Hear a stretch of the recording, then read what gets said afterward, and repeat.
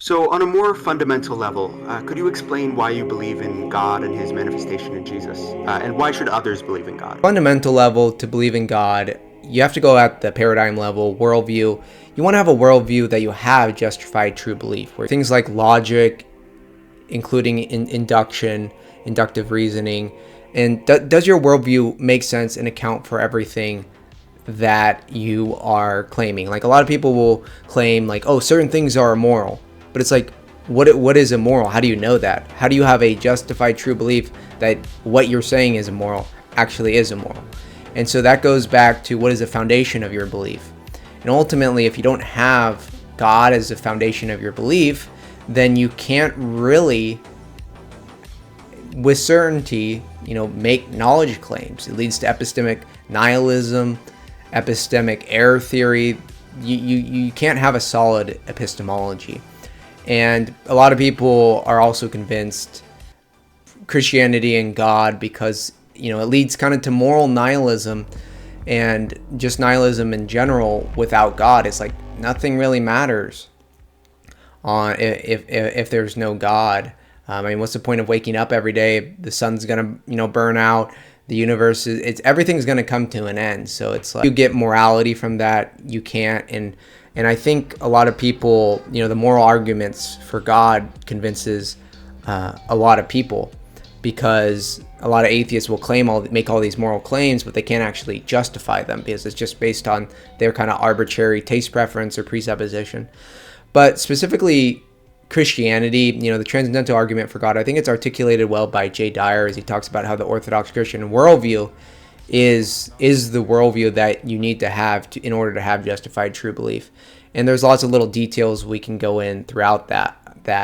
Another thing is the Messianic prophecies. There's 351 of them in the Old Testament about who the Messiah would be, who is Jesus. Very specific descriptions that are written hundreds of years, thousands of years before Jesus even comes. Like the second temple being destroyed, that was destroyed in 70 AD after the Jews revolted and the Romans destroyed the temple. And there's prophecies about the Messiah coming before the destruction of the second temple, being able to walk in it. So if the Jews' Messiah was going to come, he had to already have come. And there's also a lot of things that don't really make any sense in ancient Judaism unless Christianity is a fulfillment of it. In Genesis, we see that Abraham has promised that his seed will bless all the nations. In Isaiah, it talks about how the Messiah is going to be a light to the Gentiles, to the whole world. In the book of Malachi, it says, "For the rising of the sun, even if it's going down, my name shall be great among the Gentiles. In every place incense shall be offered to my name." So basically, this is in the Old Testament. And how could this small ethno-religion take over the entire world and have incense offered? Because we offer incense in the Orthodox Church. And the Orthodox Church is in nearly every country, and it's slowly growing there. And the Gentiles are just non-Jews. So it doesn't make any sense that this small ethno-religion would take over the world, and that all these prophecies would be fulfilled. And in Jesus, I think even most atheists would admit that we see the perfect moral model for us to live. And we need that. And that's what, God leads by example. He became incarnate and showed us how to live. And Christianity, some people are convinced by more utilitarian arguments.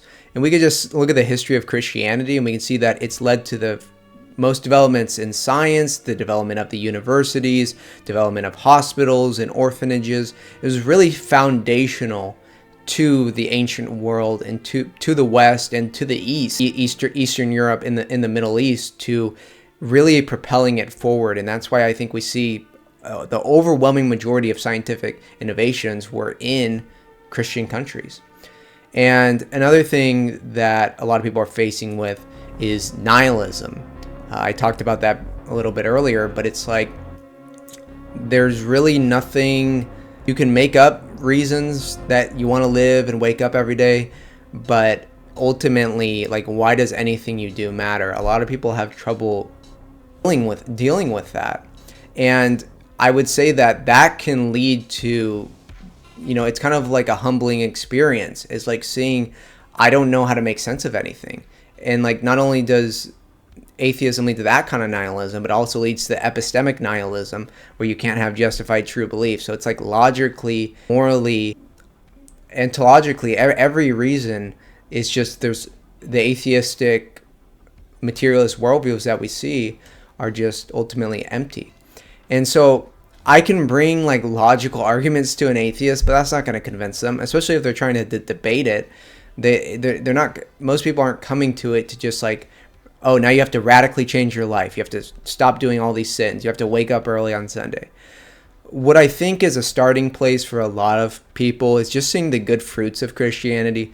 And that's why I tell, Christians are so important to be Christ-like. And an atheist may, they may respect, it may start with a respect for Christianity. Like, oh, I don't believe what they believe, but, they're nice people. And then it can slowly start to open more doors that they're open to God. Many saints did lots of evil things before they repented and came to Christ. One saint, he was stealing a lot of things. He stole things from Christians, these monks, and they said, you can take it. We'll pray for you. And he was so shocked that they responded in that way that he repented and he became a Christian and he became a saint. And so I think the testimony of Christians is like reading the lives of the saints can help a lot of people. And of course, there's a lot of Christian hypocrites, and that can also turn a lot of people away. So, but I'm bringing this up to say that it's not always just a purely logical reason of why people start to follow Christianity and then start to believe that Jesus is God. It may start with people becoming sympathetic to Christianity, going to church because you see the logical reasons for going to church. It's a community center. American society is so isolating. You drive to work, then you drive back, you watch football and politics, and you just keep doing that for 40 years, and hopefully maybe you can retire, the economy's starting to suck, and then you just die. It's kind of, a lot of people feel empty. So it's like having a community center where you can go every Sunday to church and get to know really close people, really good people. I've met my best friends, I've met my wife through the church. And it's not just like, oh, we're in a kayaking club and we all have this hobby we like. It's like religion is so much more than just a hobby. That's why it's been so foundational for civilization. So the next thing is like just getting people to pray. It was really hard for me coming from an atheistic background just to pray, but there's lots of benefits even if you don't believe in God. And I think if an atheist just tries to pray, they're going to see benefits from it. Showing gratitude for everything you have that day instead of being ungrateful and saying, oh, it could have been better, I could have had more hedonism. Just being like grateful. Like maybe something bad happened, but there's always a way to view it that it's for like an ultimate good. Like maybe you got a flat tire, but maybe you were going to get in a car crash and die that day. So through prayer, gratitude towards God, it's a focus on it. Why do men learn through pain and suffering and not through pleasure and happiness? Very simply, because pleasure and happiness accustom one to satisfaction with the things given in this world, whereas pain and suffering drive one to seek a more profound happiness beyond the limitations of this world. I am at this moment in some pain, and I call on the name of Jesus, not necessarily to relieve the pain, but that Jesus, in whom alone we may transcend this world, may be with me during it, and his will be done in me. But in pleasure I do not call on him. I am content then with what I have, and I think I need no more. And why is a philosophy of pleasure untenable? Because pleasure is impermanent and unreliable, and pain is inevitable. In pain and suffering, Christ speaks to us, and thus God is kind to give them to us, yes, and evil too. For in all of these we glimpse something of what must lie beyond, if there really exists what our hearts most deeply desire. God. It's a focus on attention in this world where there's so many distractions. In prayer, it's just you. It's just you and God. You can focus your attention on what you really want to improve, what you're really grateful for, and you're aiming for something higher. And that's so key. Is like humans have always been idealists, where we need a higher ideal to thrive for. And Christianity gives us that. Prayer gives us that. We're shooting for something. I think I've seen Pew Research that says that, most people believe that Christianity or religion leads to a more moral society. We can see the moral decay that we've seen in America in the past 60 years. We can see that this has had really big effects where it's like now movies, TV shows, books, they all suck. A lot of people are sad and lonely. They aren't even getting married. It's just people are getting dumber too. They're just getting, being a slave on their phone. So I would say, to basically go back to your question, is I believe in God because, Christianity, God in God, Jesus Christ has, established his church.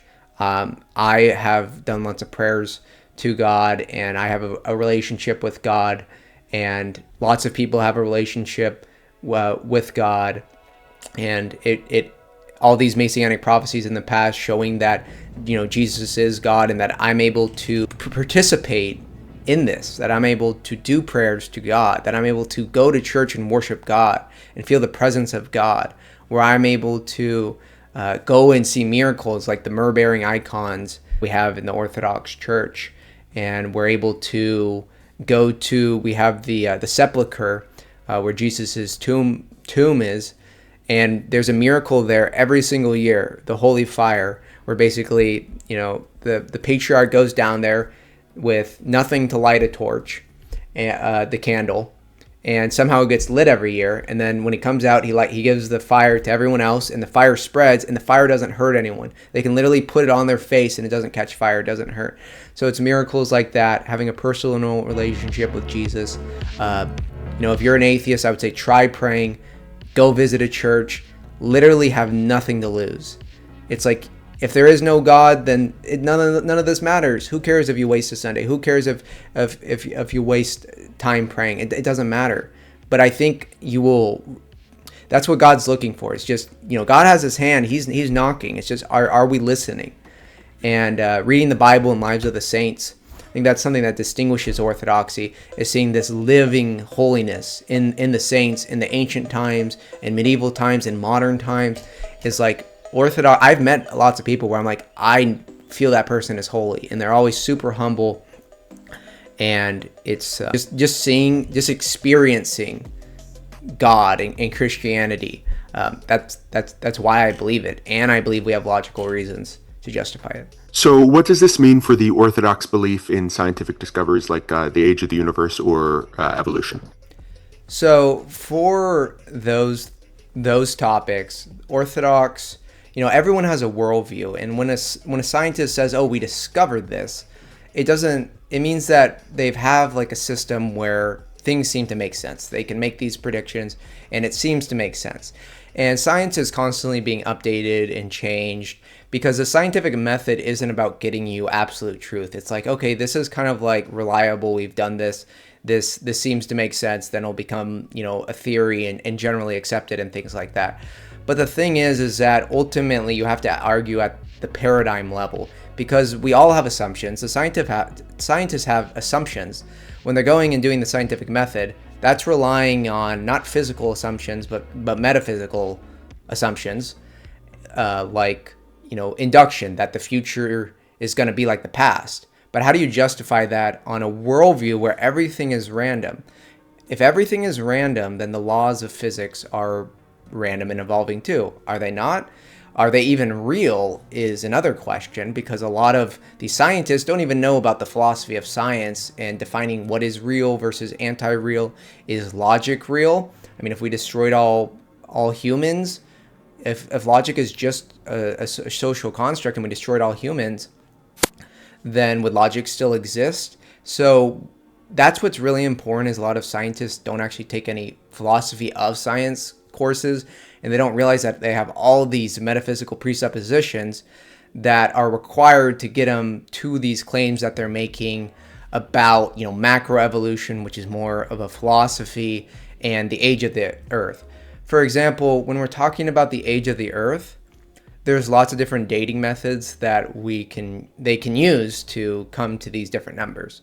To date the universe, they will say that they can see things that are so far away And we know that the speed of light is this, and that's that far away. Therefore, the universe has to be this amount of years old, which is they've ranged in the billions. But this is all assuming that has always acted in that way, which is just an assumption. It could have remained the same. It could have changed. You can never really know on their worldview. It's just an assumption. And they have lots of factors where there is a changing universe, like going from, the Big Bang. You'll see that in other dating methods, they'll apply like arbitrary changes in order to justify it. And especially on the astronomy front, I think the James Webb Telescope has discovered universes and things that are older than the Big Bang, and it kind of is contradicting all their models. And that's what we have to remember. It's all, when they say scientists have discovered something, it's just they have a model that they think works well and can make predictions. And when it doesn't make the right predictions, they kind of just reinterpret the data. It's ultimately what we all do, and that's why we really need to argue at the paradigm level. Most scientists don't even know about. They're just arguing like kind of these facts, like, oh, I dated this bone and it says it's this many years old. But it's like, do you know that it actually is with 100% certainty that it is that old? For example, they'll use something like carbon dating. This is still the same problem of assuming that the rate of radioactive carbon decay has always been the same. And if they're going to make these grandiose claims that they can extrapolate data back billions of years, you're going to need something more than, well, it's always been that way, so I'm just going to assume this. So that's why I get back to the paradigm level, and can your worldview really answer those paradigm level questions? And I don't think their worldview can. And so for those specific issues on evolution and the age of the universe, I think there is a healthy amount of skepticism.